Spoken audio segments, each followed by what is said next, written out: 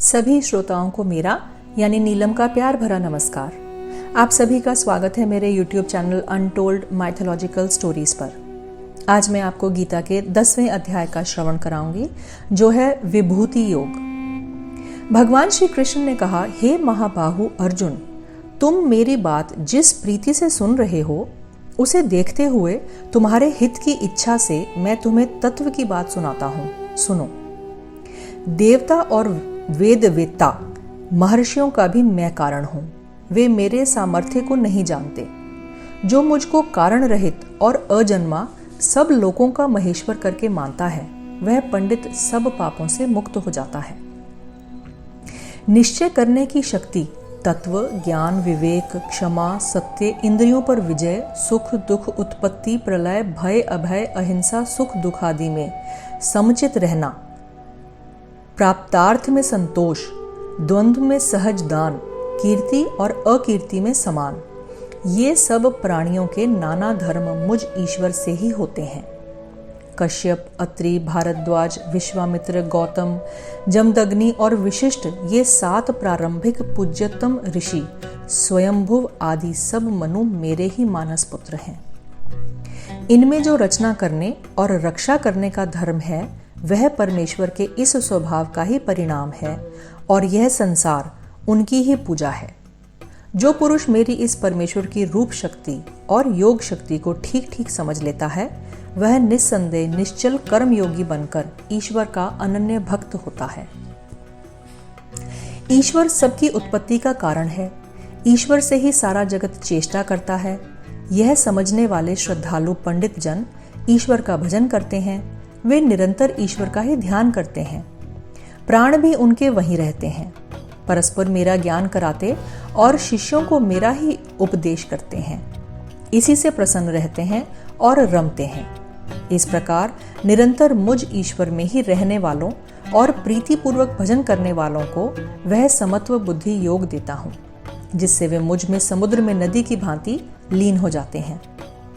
ऐसे पुरुषों पर मैं ईश्वर अनुग्रह करके उनके अंतःकरण में स्थित अविवेक से उत्पन्न अंधकार को, अज्ञान को जाज्वल्यमान ज्ञान दीप से नष्ट कर देता हूं।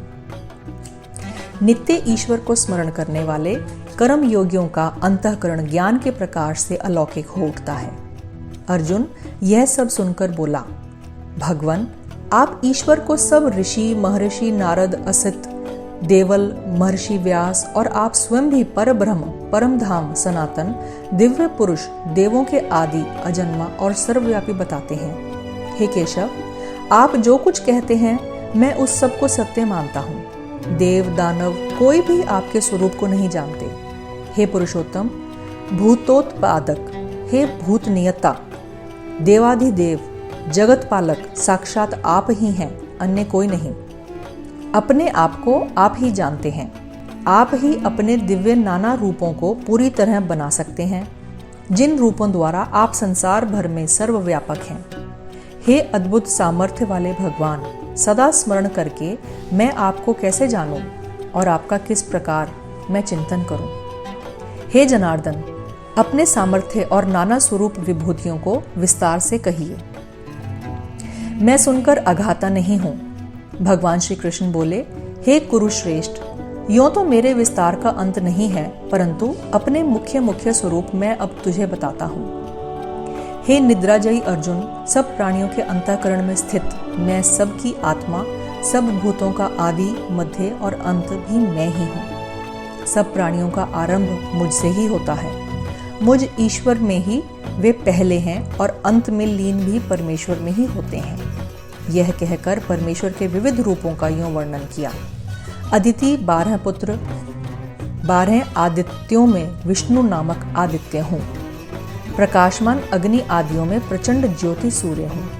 वायु देवताओं में मरीचि, विद्युत गर्भा, वायु वेदों में सामवेद, देवों में इंद्र, इंद्रियों में मन और प्राणियों में चेतना, 11 रुद्रों में शंकर, यक्ष राक्षसों में गणेश, कुबेर, 8 वसुओं में अग्नि और पर्वतों में सुमेरु, सेनापतियों में स्वामी कार्तिक और जलाशयों में समुद्र, महर्षियों में भृगु, वचनों में एकाक्षर ओंकार, सब यज्ञों में जप तप यज्ञ और स्थिर रहने वालों में हिमालय, सब वृक्षों में पीपल, देवर्षियों में नारद, गंधर्वों में चित्ररथ और सिद्धों में कपिल मुनि हों। घोड़ों में अमृत से उत्पन्न उच्चैश्रवा, हाथियों में ऐरावत और मनुष्य में मुझे राजा जान। शस्त्रों में वज्र, गायों में कामधेनु, शस्त्रोक्त रीति से संतान की उत्पत्ति का हेतु कामदेव और सर्पों में वासुकी, फणिनागों में शेषनाग, जलचरों में वरुण, पितरों में अर्यमा और शासन करने वालों में यमराज, दैत्यों में प्रहलाद, गिनती करने वालों में समय, वन्य पशुओं में सिंह, पक्षियों में गरुड़, पवित्र करने वालों में आयु, शस्त्रधारियों में राम, मछलियों में मगरमच्छ, नदियों में गंगा हूँ, सृष्टियों का आदि मध्य एवं अंत भी मैं ही हूँ। विद्याओं में तत्व निर्णय करने वाली अध्यात्म विद्या भी मैं ही हूँ। अक्षरों में आदि अक्षर अकार, समासों में उभय पदार्थ प्रधान द्वंद्व मैं हूँ। अक्षय काल और विराट स्वरूप सबका धाता मैं ही हूँ। सर्वहारी मृत्यु और उत्पन्न होने वालों की उत्पत्ति का कारण भी मैं ही हूँ। स्त्रियों में वर्तमान कीर्ति, शरीर, सौंदर्य, मधुरवाणी, स्मरण शक्ति, धारण शक्ति, मेधा, धैर्य और क्षमा भी मैं हूँ। समासी में वृहत समास, छंदों में गायत्री, महीनों में मार्गशीर्ष का महीना, ऋतुओं में बसंत भी मैं हूँ। छल करने वालों में जुआ, प्रभावशालियों का प्रभाव, जीतने वालों की विजय, व्यवसायियों का उद्यम, सात्विक पुरुषों का सात्विक भाव, यादवों में वासुदेव, पांडवों में धनंजय, मुनियों में वेदव्यास, कवियों में शुक्राचार्य हूँ। दमनकारियों का हेतु भूत दंड, जीतने की इच्छा रखने वालों की जय हेतु नीति, रहस्यों में रहस्य कारण मूकवाणी और ज्ञानियों में ज्ञान मैं हूँ। हे अर्जुन, चराचर जगत का बीज मैं हूँ। कोई भी ऐसा चर अचर पदार्थ नहीं है जो मेरे बिना हो, इसलिए सब कुछ मेरा ही स्वरूप है। हे परम तप, मेरे दिव्य स्वरूप का अंत नहीं है। मैंने जो विस्तार बताया है यह तो नाम मात्र ही कहा है।